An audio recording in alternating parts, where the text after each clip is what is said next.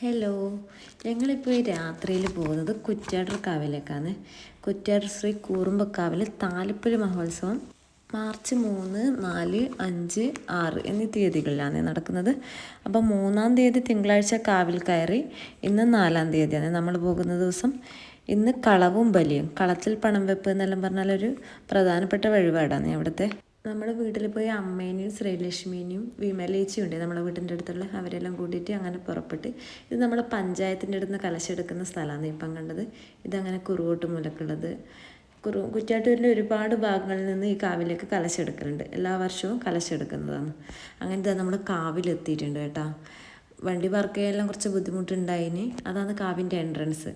പിന്നെ അങ്ങോട്ടേക്ക് നടക്കുന്നിടത്തെല്ലാം ചന്തയുണ്ട്, ഒരുപാട് ചന്തയുണ്ട്. അതുപോലെ തന്നെ ഇവിടുത്തെ ചന്തകളിൽ പ്രധാനപ്പെട്ട ഒരു സാധനമാണ് അലുവ കേട്ടോ. അത് എല്ലാ വർഷവും ഒരുപാട് അലുവ കച്ചവടക്കാർ ഇവിടെ ഉണ്ടാവലുണ്ട്. അങ്ങനെ ഇതാ ഒരുപാട് സ്റ്റെപ്പ് കയറിയിട്ടാണ് നമുക്ക് കാവിലേക്ക് എത്താൻ വേണ്ടിയിട്ട് കേട്ടോ. അവിടെയെല്ലാം ലൈറ്റ് ഇട്ടിട്ട് നല്ല അടിപൊളിയാക്കി വെച്ചിട്ടുണ്ടേ. കാവിലെത്തിയിട്ടുണ്ട്, അത്യാവശ്യം തിരക്കുണ്ട്. ഇതാണ് കളം വരച്ചിട്ടുള്ളത് കേട്ടോ. അവിടെയാണ് നമ്മൾ കളത്തിൽ പണം വെക്കുക.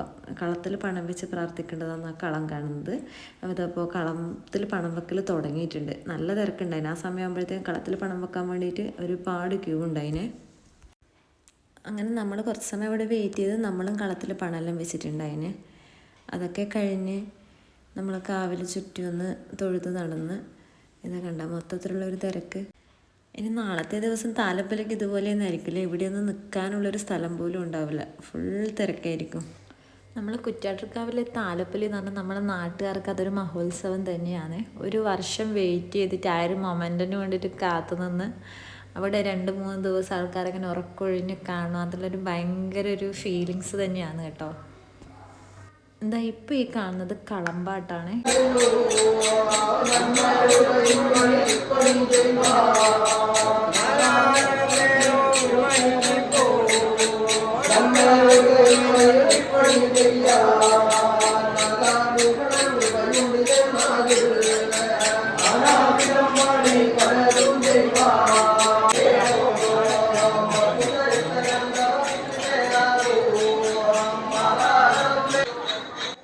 അങ്ങനെ അതൊക്കെ കണ്ട് ഞങ്ങളൊരു 11 മണി കഴിയുമ്പോഴത്തേക്കും വീട്ടിലേക്ക് മടങ്ങിയിട്ടുണ്ടായിരുന്നു.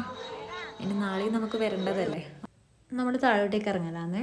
അപ്പോൾ താലപ്പൊലിൻ്റെ ബാക്കി വിശേഷങ്ങൾ നമുക്ക് അടുത്ത വീഡിയോയിൽ കാണാം. Okay, thanks for watching.